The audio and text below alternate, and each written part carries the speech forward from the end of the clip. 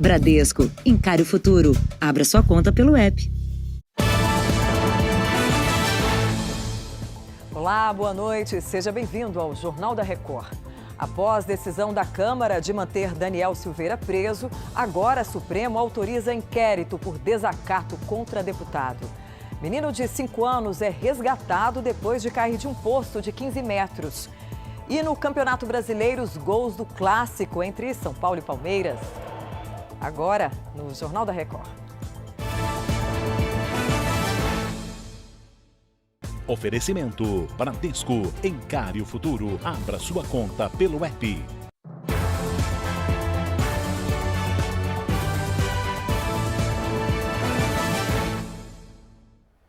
O ministro Alexandre de Moraes, do STF, autorizou agora há pouco a abertura de inquérito contra o deputado Daniel Silveira por desacato durante a prisão dele na última terça-feira. Então vamos a Brasília saber os detalhes com Matheus Scavazini. Boa noite para você. Boa noite, Patrícia. O ministro Alexandre de Moraes atendeu a um pedido da Procuradoria-Geral da República. O deputado Daniel Silveira é acusado de infração de medida sanitária por se negar a usar máscara de proteção e também de desacato contra uma funcionária do IML após ser preso na última terça-feira no Rio. Depois de ter a prisão mantida pelo plenário da Câmara nessa sexta, o deputado vai enfrentar pelo menos 3 processos. O de cassação do mandato começa na semana que vem no Conselho de Ética, que tem 60 dias para analisar o caso. O de expulsão do partido, do PSL, que divulgou nota afirmando que vai tomar as medidas para excluir o deputado. E ainda uma possível ação penal no STF. Daniel Silveira é alvo de outros 2 inquéritos na Suprema Corte, dos atos antidemocráticos e das fake news. Matheus, eu continuo com você para falar sobre o inquérito aberto pelo Superior Tribunal de Justiça para apurar aí a suposta tentativa de intimidação e investigação ilegal de ministros do tribunal, né? Patrícia, a determinação foi do presidente do STJ, Humberto Martins, e o inquérito vai tramitar sob sigilo. A abertura de investigação aconteceu após a divulgação de suposta troca de mensagens em que procuradores da Lava Jato, em Curitiba, estariam pedindo à Receita Federal a análise de dados de ministros do STJ. Por conta do foro privilegiado, os ministros só podem ser investigados pela Procuradoria-Geral da República. O acesso às mensagens aconteceu por meio da Operação Spoofing, que tramita no STF. Patrícia. Obrigada, Matheus. E um menino de 5 anos foi resgatado pelos bombeiros após cair em um poço de 15 metros de profundidade em Itapevi, na região metropolitana de São Paulo. Arthur brincava no quintal de casa quando caiu no poço, que havia sido aberto para uma reforma. Quando os bombeiros chegaram ao local, encontraram uma criança e um homem que ficou preso quando tentava ajudar o menino. Após o resgate, a criança foi levada ao hospital e, graças a Deus, passa bem. O Ministério Público Federal pediu à Justiça Federal em São Paulo que analise com urgência a situação dos leitos de UTI habilitados pelo Ministério da Saúde para tratamento da Covid-19 no estado de São Paulo. O Leandro Stoliar conta pra gente qual é a importância dessa análise, né, Leandro? Boa noite para você. Boa noite, Patrícia. Essa análise é importante porque é por meio dela que estados e municípios conseguem autorização para receber recursos da União para investir no combate à Covid-19. Segundo o levantamento, dos 5.112 leitos de UTI para a Covid no estado, apenas 544 estão habilitados. Na representação, o Ministério Público Federal pede urgência na avaliação e alerta para a possibilidade de um colapso no atendimento aos pacientes com Covid-19 se não houver dinheiro do governo federal para financiar os leitos. A portaria que regulamenta o financiamento perde a validade no mês que vem. Patrícia. Obrigada, Leandro. A Prefeitura do Rio de Janeiro vai receber do Estado doses extras da vacina contra o coronavírus para retomar a campanha de vacinação. Vamos falar com Pedro Paulo Filho. Boa noite para você, Pedro. Quantas doses serão repassadas? Oi, Patrícia. Olha, a cidade do Rio de Janeiro vai receber 8.000 doses do imunizante. Boa noite para você, boa noite a todos. A gente lembra que a campanha de vacinação continua suspensa por aqui à espera da nova remessa. Mas com a chegada desse novo lote, a situação deve voltar parcialmente à normalidade. Essas doses serão utilizadas para vacinar idosos nas próprias residências. A Secretaria Estadual de Saúde já repassou para a capital fluminense mais 10 mil doses para a segunda etapa da vacinação. Atualmente, até o momento, mais de 270 mil pessoas já foram imunizadas. Mais de 200 mil pessoas foram infectadas pela doença, com 18.383 mortes. Patrícia. Obrigada, Pedro. Bom descanso para você. E quase 70% da população gaúcha está em áreas com alto risco de contaminação para a Covid-19. Vamos até lá com Vitor Costa. Boa noite, Vitor. Que medidas foram tomadas pelo governo? Boa noite, Patrícia. Boa noite a todos. O governo do estado determinou a suspensão geral das atividades entre as 10 da noite e as 5 da manhã, após 11 regiões receberem classificação de bandeira preta no mapa preliminar do distanciamento controlado. A medida vale também para as regiões em bandeira vermelha, devido à piora nos indicadores de contaminação no estado. Segundo o governo, o Rio Grande do Sul vive o pior momento da pandemia. A restrição geral das atividades começa a partir deste sábado. Além disso, aulas presenciais em escolas e universidades, tanto públicas quanto privadas, ficam suspensas. As forças de segurança pública estão mobilizadas para assegurar que esta medida de suspensão geral seja mantida e cumprida. Patrícia. Obrigada, Vitor. E depois de semanas em crise por conta do colapso no sistema de saúde, o Amazonas, Manaus, vai reabrir a economia a partir de segunda-feira. A Paloma Mendonça traz os detalhes para a gente. Boa noite, Paloma. Boa noite, Patrícia. De acordo com o novo decreto estadual, as lojas do comércio em geral e restaurantes voltarão a reabrir as portas para receber clientes. Os shoppings também vão retomar as atividades presenciais entre 10 da manhã e 4 da tarde. O atendimento ao público deve ser com capacidade reduzida de 50%. Apesar dessa flexibilização, o governo do Amazonas manteve a restrição de circulação de pessoas entre 7 da noite às 6 da manhã. As medidas devem valer até o dia 28 de fevereiro. Patrícia. Obrigada, Paloma. E Belo Horizonte começou a receber pacientes com Covid-19 transferidos da cidade de Coromandel, no Triângulo Mineiro. Os casos dobraram no município nos últimos dias. Quem tem mais informações para a gente é a repórter Virgínia Nalon. Boa noite, Virgínia. Quantos pacientes chegaram aí à capital? Oi, Patrícia, boa noite para você. 7 pacientes chegaram nesta sexta-feira aqui em Belo Horizonte. Eles foram encaminhados para o Hospital Eduardo de Menezes. Coromandel enfrenta um colapso no sistema de saúde com aumento de casos e a falta de leitos de UTI no município. Já Igarapé, na Grande Belo Horizonte, irá retomar a vacinação contra a Covid-19 na semana que vem.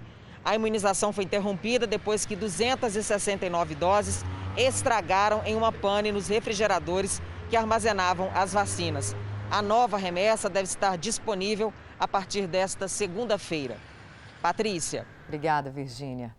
E a sexta-feira foi de recorde na Bahia. 866 pessoas estão internadas em leitos de UTI no estado. É o maior número desde o início da pandemia.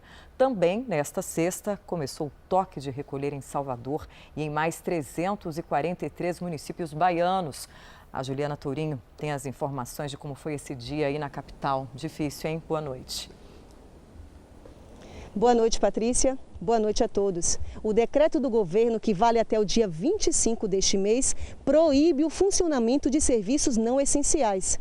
Os que podem abrir devem fechar até as 9h30 da noite.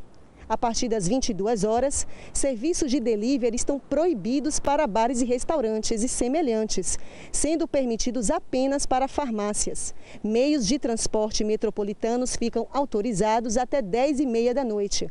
No caso dos transportes particulares, a circulação está permitida, desde que fique comprovada a necessidade de atendimento. As polícias civil e militar e também a Guarda Civil Municipal farão a fiscalização. E também nesta sexta, a Prefeitura anunciou a suspensão do atendimento em repartições e parques públicos e o fechamento do comércio em 3 grandes bairros, Pituba, Brotas e Itapuã. entre 4 da tarde e 10 da manhã. É com você, Patrícia. Obrigada, Juliana.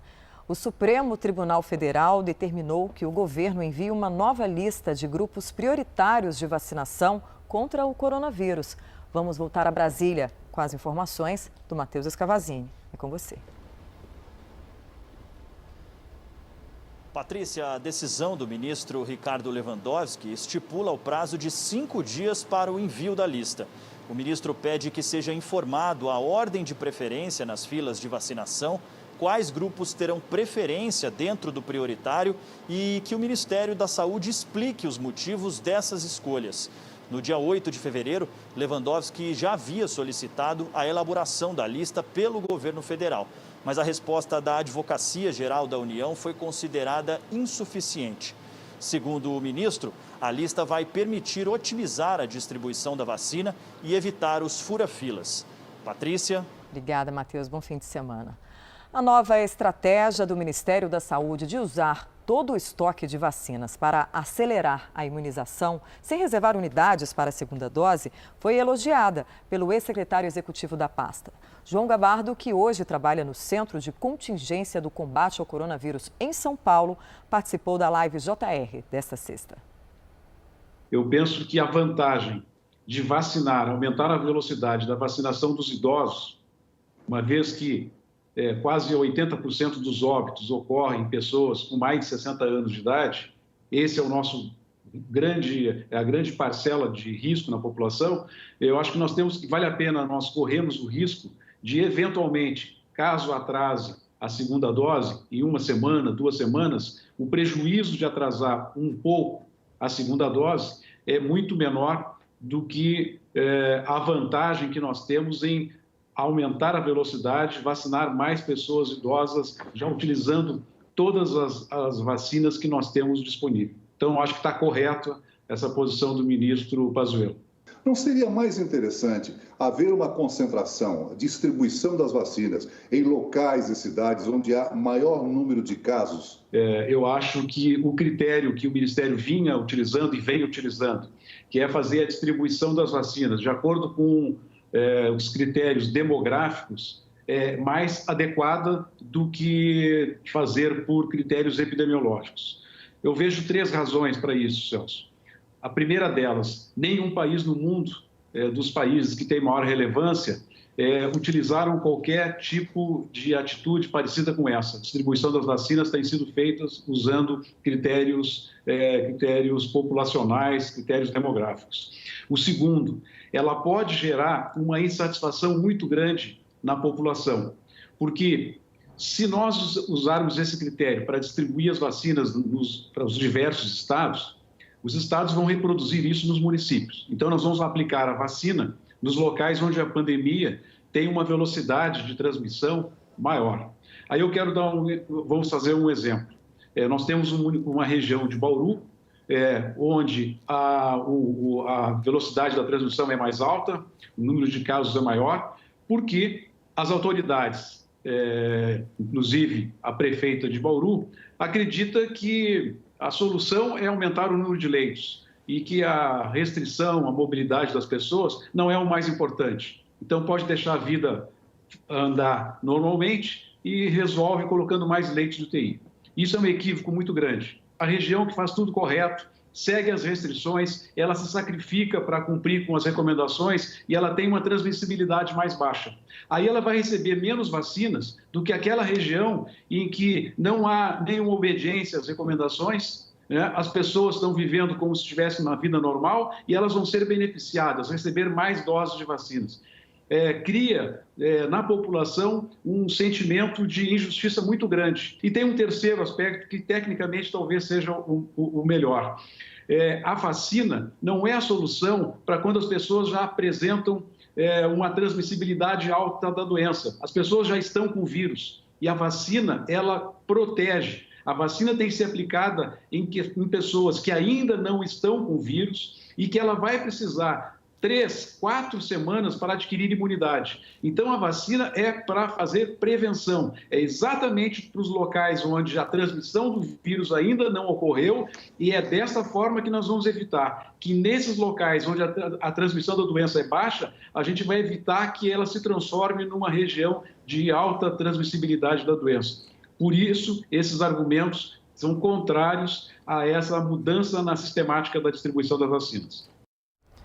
O presidente da Argentina, Alberto Fernandes, pediu nesta sexta-feira a renúncia do ministro da Saúde.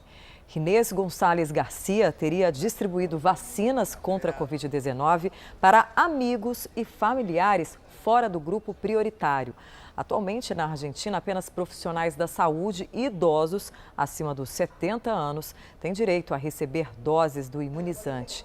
O escândalo veio à tona quando um jornalista admitiu que furou a fila após pedir ao ministro.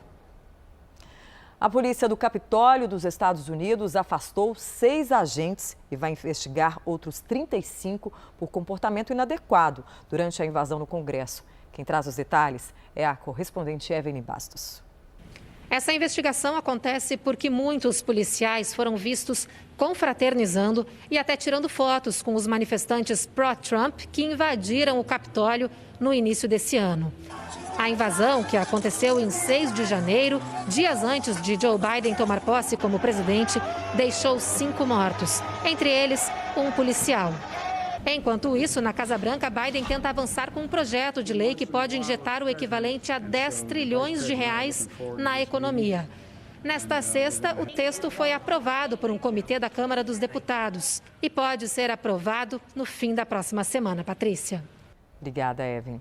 Administradores da usina nuclear de Fukushima informaram nesta sexta-feira que o forte terremoto, registrado no último dia 13 no Japão, provocou vazamento de água em 2 reatores. A correspondente Silvia Kikuchi traz mais informações. Boa tarde aí para você, Silvia. Olá, Patrícia. Boa noite. O vazamento foi registrado nas piscinas de armazenamento de água processada nos refrigeradores. Os técnicos garantem que a quantidade foi pequena e não há risco de contaminação radioativa.